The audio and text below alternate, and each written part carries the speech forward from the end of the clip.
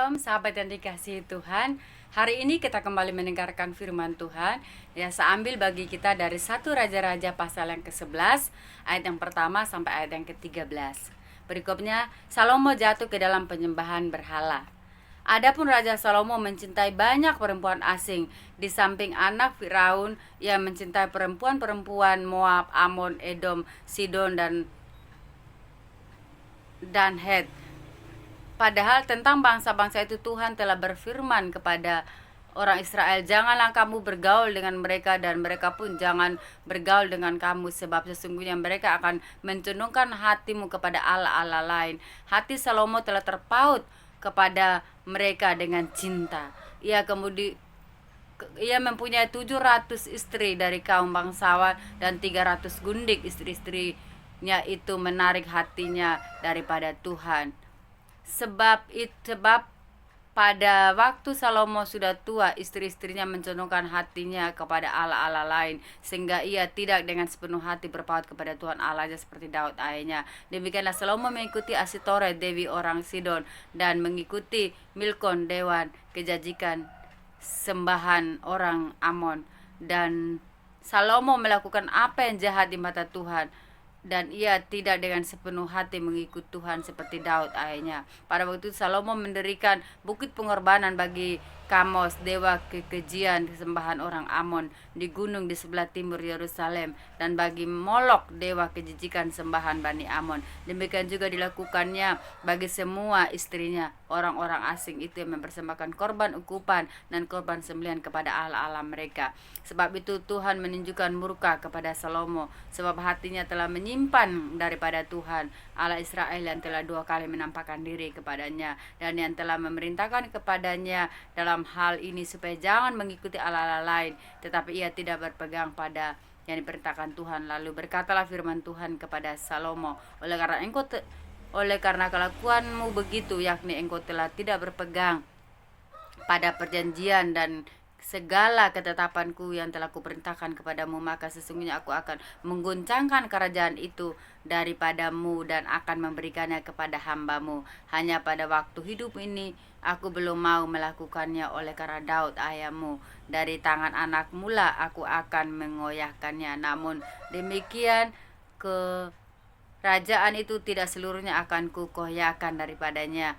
Satu suku akan kuberikan kepada anakmu oleh karena hambaku Daud dan oleh karena Yerusalem telah kupilih. Saudara yang diberkati oleh Tuhan kita Yesus Kristus, kita akan melihat ada 2 penyebab kejatuhan Raja Salomo.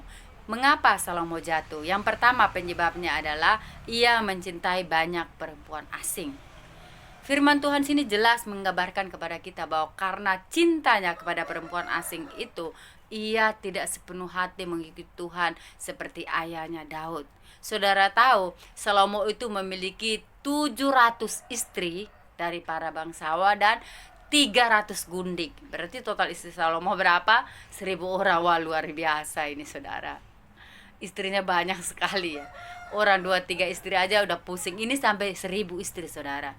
Nah, Salomo oleh karena cintanya ini, karena dia mencintai banyak perempuan, artinya apa? Semua perempuan ini menarik hatinya, membuat dia tidak setia lagi kepada Tuhan seperti cintanya mula-mula kepada Tuhan. Akhirnya apa? Dia melakukan penyembahan berhala. Dia mendirikan mesbah-mesbah ukupan bagi para dewa. Dia mendirikan mesbah penyembahan berhala, dan itu merupakan apa? Kekejian bagi Tuhan. Dia juga mendirikan patung-patung sembahan, dan istri-istri itu membuat dia jauh daripada Tuhan. Saudaraku diberkati oleh Tuhan, hari ini saya akan mengajak kita, apakah juga ada hal yang membuat kita jauh daripada Tuhan? Apakah itu kesenangan kita membuat kita lupa kepada Tuhan? Mungkin kita tidak punya banyak suami atau istri seperti Salomo, tapi hobi kita kadang bisa membuat kita jauh daripada Tuhan. Kita lebih mengutamakan hobi kita dan kita menomorduakan Tuhan. Atau saudara, karena cinta kita akhirnya apa?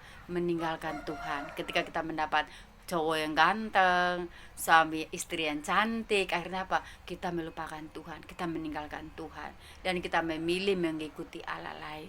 Karena apa? Cinta itu kuat seperti maut. Cinta bisa membuat orang lupa diri.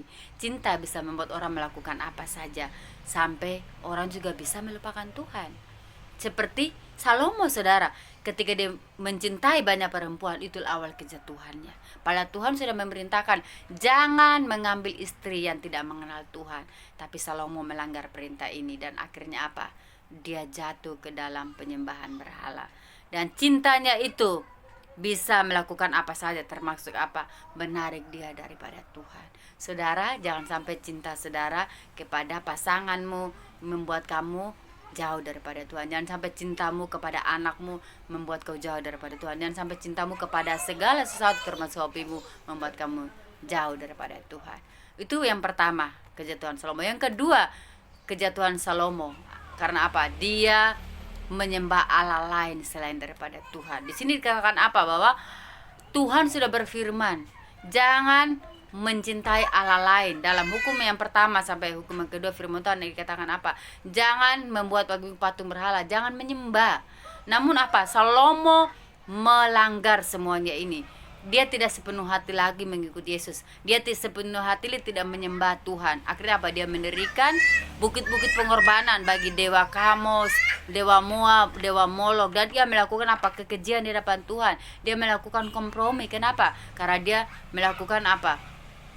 Hal-hal yang tidak berkenan kepada Tuhan. Dan inilah membuat dia jauh daripada Tuhan. Dia menyembah Allah lain. Artinya apa? Dia tidak sepenuh hati lagi mengikuti Yesus. Saudaraku diberkati oleh Tuhan, ada yang disebut di sini namanya apa? Perkawinan campur. Gitu. Banyak istri dari orang-orang yang tidak mengenal Tuhan membuat Salomo jauh daripada Tuhan.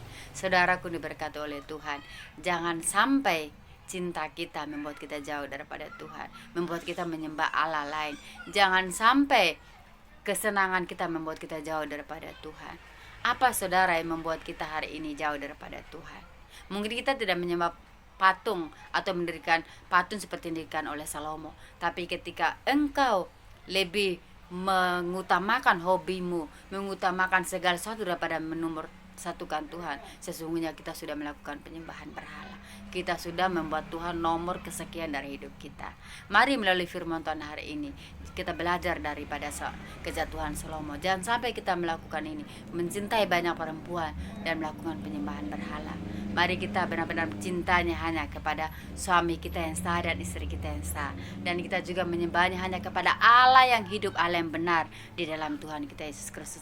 Dan saya percaya ketika kita melakukan kedua hal ini, kita menjadi orang-orang berbahagia kepada Tuhan. Kita menjadi pengikut Yesus yang setia kepada Tuhan sampai akhir hidup kita.